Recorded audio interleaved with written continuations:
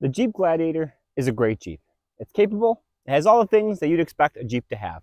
But what it is not, is it's not a great truck. And I know that might sound a little weird because it's a pickup truck. How would it not be a great truck? But if you're buying this thinking, I just want a mid-size pickup truck, I think you're kind of missing the point of this vehicle.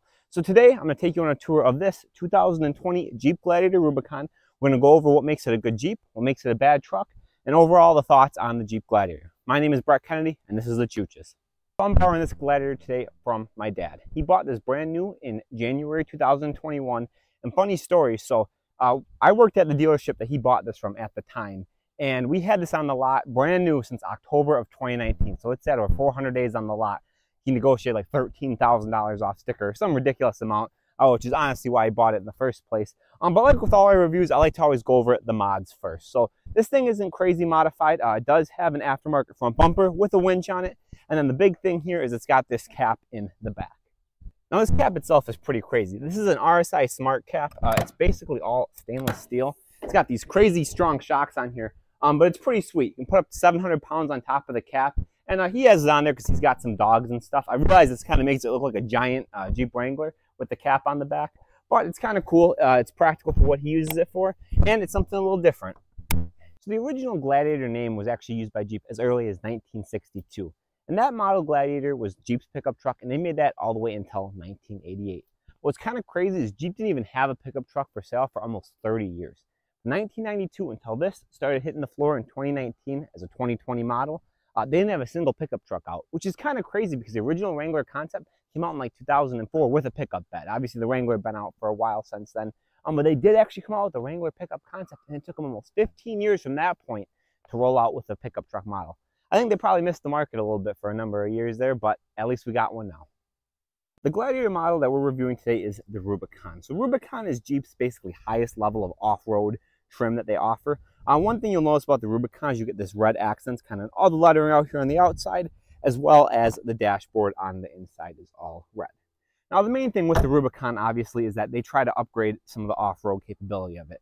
On the Gladiator here, you get these Fox off-roading shocks here. And then you also get some revised axles, revised transfer case. You have the ability to disconnect the sway bars, as well as lock both the front and the rear differentials.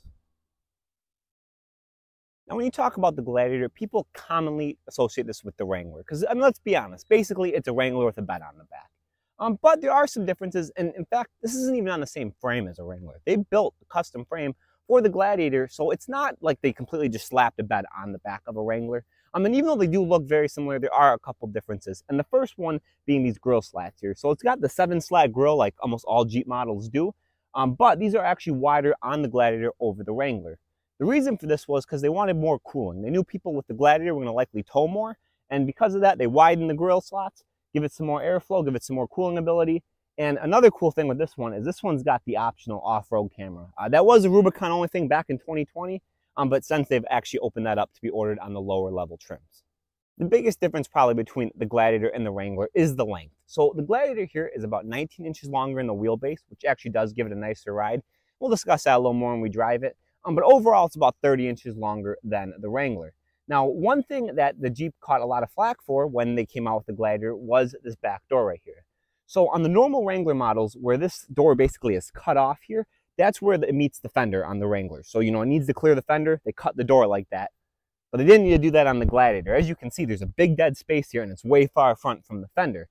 Now, Jeep says they did this because they want you to be able to swap in, you know, the half doors, or if you have like the tube doors from a Wrangler, they want it to be able to fit on the Gladiator and not have to have a special part. However, some people argue that they were just a little lazy and they didn't really feel like redesigning the whole back doors, so they just took them off the Wrangler and slapped them here onto the Gladiator. Two other minor design details that are different from the Wrangler. One being the fuel door. The fuel cap is basically just open on the regular Wrangler. You actually get a nice fuel door integrated into the bed here on the Gladiator. And the other thing is, similar to the Wrangler, you have a rock rail, but they actually put a little one in the back here on the bed of the truck. Kind of funny, but it's nice that they thought about covering the entire thing. So the last major design difference between this and a Wrangler comes in the back here. So obviously there's a 5-foot bed on the back, completely different than the Wrangler. But on the Wrangler models, they actually slap a spare tire on the back there. So they didn't want to do that on this because you need to be able to lower the tailgate, and that would be super heavy and a big pain, and they probably couldn't even do it. So they just slid it underneath the underbody of the truck. The one cool thing you do get on the Gladiator that you cannot get on the Wrangler is Rubicons come standard with a steel rear bumper. Moving on to the bed space, this is about what you can expect for a truck of this size. So as I mentioned before, this is a 5-foot bed. This does have an optional group to give you the bed liner as well as the power outlet back here. One cool thing that Jeep does, when they do it with almost all their vehicles, is they like to hide little Easter eggs around the car. And there's two back here that I think are really cool. One is here on the side of the plastic. You can see the numbers 419. That is a reference to the area code of Toledo, Ohio, and Toledo, Ohio is where the factory is that builds the Gladiator. The other really cool thing is on the back wall there, you see two kind of indents on, they look like dirt bike tire tracks. And the reason those are there, so if you have dirt bikes and you're loading them into the bed of your Gladiator, you can line the front tire up with them, and then you'll clear the fender well as be right there by the tie-down hook. Kind of a weird thing. A lot of people probably don't even realize that is intended to do, but that is actually why those indents are there. Another cool exterior feature of the Gladiator is the fact that the top is removable on all Gladiator models. In fact, this is the only pickup truck you can buy new today that's a convertible and a pickup truck, which is kind of cool, even though I don't necessarily think there's a lot of cross-market shoppers that are looking for both. It is something that's kind of neat, and if you get a nice day, I guess that's a nice benefit. Now, they have a normal soft top on these as well as a regular hard top that's just kind of the dark plastic. You can also get it in painted, such as this one here, which doesn't really matter because it's black anyway. Now these front panels come off a lot easier. There's basically just 4 latches and you can lift them straight off as such. The back one's a little more difficult. It's all one piece, so you would have to lift it all off as one. Probably a little bit more of a 2-man job if you're trying to do that. And unfortunately, Jeep does not offer a power sliding version of the top on the Gladiator that is exclusive only to the Wrangler. Climb into the cabin of the Gladiator, and this is where you notice the Wrangler similarities a lot, because up front here, it looks pretty much identical to a Wrangler. We did a full Wrangler review on the channel, so if you're a little more interested in all the intricacies in that, I recommend going and checking that one out. But just so I'm not repeating myself again, I'm just going to hit over some of the cool things that we have up here. So number one is this touchscreen. There's a rubber seal around it that is so it is waterproof. That way, if you have the top off, you get rain in here or something, you don't have to worry about frying your electronics. Another cool thing with the Rubicon model here is that there is an optional auxiliary package that you can get. So if you're going to put, aftermarket lights or the winch or something like that on here, you have these 4 aux buttons that you can use to turn on and off those various things. Kind of cool that Jeep knows that people are probably going to modify these things, whether you like it or not. So they just kind of try to make it easy for you, and it's kind of a cool thing that they throw in as an option on the Rubicon. The key difference on the interior between the Gladiator and the Wrangler is the back seats. So you can actually lift them up on the Gladiator, and where this is just dead space on a Wrangler, you actually get some locking storage compartments down here, which is kind of nice and gives you a little bit of interior storage space. They've also moved the storage for your extra bolts. So if you take the bolts off, from the top, the doors, the windshield, anything like that, you can store them there, where that was in the cargo area on the regular Wrangler. They figured they needed to move that inside the cabin since you lose that and you have a bed in the back. Another thing that this one is not optioned with that was offered on the Gladiators is you can actually fold these seats forward, and they actually had a Bluetooth speaker that would attach in the back here, and it would function as a vehicle speaker when the car was running. You could take it out, bring it wherever you want to go, the beach, inside your house, whatever, and Bluetooth to it and play music off of it. And it was Jeep branded and waterproof and all that sort of stuff. This is one of the 2 options this one doesn't have. In fact, the sticker on this was $62,000, which is a lot lower than they would be today. But that was almost fully loaded when this thing came out back in 2020. So there are a few different powertrain options for the Gladiator. This example here has a 3.6 liter V6, which makes about 285 horsepower and 260 foot-pounds of torque. Now, you can also get a diesel, at least that was up until 2023. They offered their EcoDiesel engine, which was a 3 liter V6. And I don't think that sold all that well, but as of 2023, they did discontinue that. You also have 2 transmission options. This one here has the 8-speed automatic transmission, but there is a 6-speed manual available as well. And pretty much just like the Wrangler, all the Gladiators are 4-wheel drive. There's no rear-wheel drive option. Now, one of the issues that the Gladiator has, if you're trying to use it as a truck, is that the towing capacity is pretty low. This configuration here can tow about 7,000 pounds, but for max towing, you actually have to get the lower trim level, which is the Sport S. The larger tires on the Gladiator do dampen the towing ability a little bit, so you can do up to 7,650 pounds if you have a Sport S. However, if you get the manual transmission, no matter what trim level you have, you're capped at 4,000 pounds. And I think that's a little unfortunate. I do think that kind of hurts this as a mid-size truck. I mean, I think a lot of people that buy these tow, And I think that even at the best capacity, 7,650 pounds, I think that's a little low for some people. And unfortunately, too, it just doesn't get that great of gas mileage either. I mean, when you're towing with this, as the owner has done before of this vehicle, I mean, he says it gets like 10 miles to the gallon, which is just horrible. And unfortunately, they've never come out with a V8 model. They actually came out with a 392 powered Wrangler, but they didn't even offer the 5.7 liter Hemi V8 in the Gladiator here. And I do think that's a little bit of a mistake. I do think they may have sold more if there was even some level of V8 option, but unfortunately, the 6-cylinder is the best that they did. All right, so driving the Gladiator. So, if you've ever been in a Wrangler or anything similar to that, this does drive very similar. It is clear that the back is a little bit longer, and as I mentioned earlier, the longer wheelbase definitely helps with the ride comfort. I do think this rides better than the regular Wrangler models do, and I do think that it actually is overall a little bit nicer of a drive than the standard Wrangler. Once again, you do have a little bit longer length behind you. I don't really think it's that noticeable, and I don't really think that makes it that much more difficult to drive.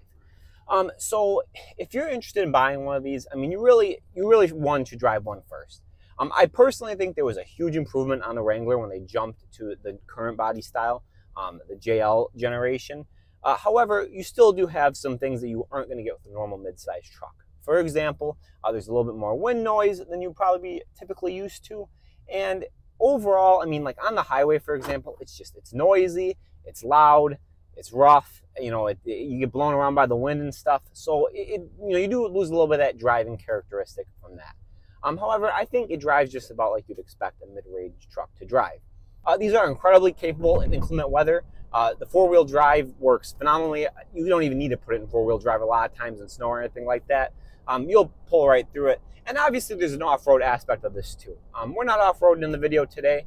I know I've been off-roading my Wrangler. My dad's done some mild off-roading in this, nothing too crazy. And it's very capable. I mean, most average people are not gonna drive this and go, oh man, I really wish it, especially in the Rubicon trim, I really wish it had more this, that, the other. I mean, this is very capable for what it is. Powertrain wise, this is exactly what you would expect. I think it's got an adequate amount of power. The 3.6 liter V6 has been used all across the board, a whole bunch of different Stellantis models. Same with this 8-speed automatic transmission. They've used it in a whole bunch of stuff. And I really would have no concerns from a long-term longevity standpoint on either of those aspects. And like I said, it's adequate amount of power. It's nothing that's going to knock your socks off. It's also not dangerously underpowered. I do think a V8 would have been a nice addition at some point on the Gladiator, but that's definitely not happening at this point. I mean, they don't even offer the V8s on the Rams anymore. That world's kind of gone. So this is kind of what we're stuck with now. But I don't think it's bad. I mean, I don't want to sound like I'm harping on it too much, because it really is. It's fine. I mean, it's nothing great, but it's doable. It's fine. You're not going to have any power issues unless maybe you're towing a ton. Now, I realize it's kind of a crazy thing to say, as I said in the beginning of the video, that I don't think this is the best truck. And I really am just mentioning the fact that, it's not as capable as other mid-sized trucks. And I really do think that one of the things Stellantis is currently not doing very well with is that they don't offer like a smaller version of the Ram. And they say that this is supposed to fill that market. I don't really think it does. I think that the Ram, small version of the Ram, kind of like the Dakota back in the day, would sell a lot better than this. And unfortunately, right now, you can get one of these things for like 15% off MSRP. Dealers cannot get rid of these things. And I think that's unfortunate, because I really don't think that there's anything wrong with the Gladiator. I just think that they mispitched it. I think they should have really just ridden home that it's a Wrangler with a bed, and they shouldn't have tried to make it about how great of a truck it is, because I just don't think it's that. I think, someone that buys this is going to want a, Wrangler-esque driving experience with just a little bit more practicality. So I think they missed the mark a little bit when they pitched it, but I think as a vehicle, I think that's where it really shines, is that it's fun, it drives like a Wrangler, and you can do kind of the fun off-road stuff with it. So what does that mean for you as a purchaser? I think that there's a person that could buy this car and be very happy with it, but I definitely think there's also a person that would not like this. And I think what you really need to think about if you're considering buying one of these is if you're going to enjoy some of the off-road and more Jeep-like features of it. Because if you do like having the convertible and you basically just want a Wrangler with a bed, this is great for you. You're going to love this, and you're going to drive this and be very happy with it. But if you're just looking for a capable mid-sized truck, I think there's plenty of better options out there, and I don't think this is the truck that you should buy. I really think it just depends on your lifestyle. It depends on what you're going to use the truck for. And ultimately, I think you just need to go into this knowing that you are going to be making some sacrifices on one end of the stick, But on the other hand, you're going to have a more off-road capable and a little bit more of a fun vehicle to drive. So thank you guys for watching this video. If you have a car that you'd like to see me review, I am in the Chicagoland area. So please email us at the email below. I'd be more than happy to come check out whatever you got. But thank you guys for watching, and we'll see you in the next video. A very reasonably sized vehicle, and I actually do like it. Now, there's a Vanderhaal that just went past me. Gosh, I gotta sneeze.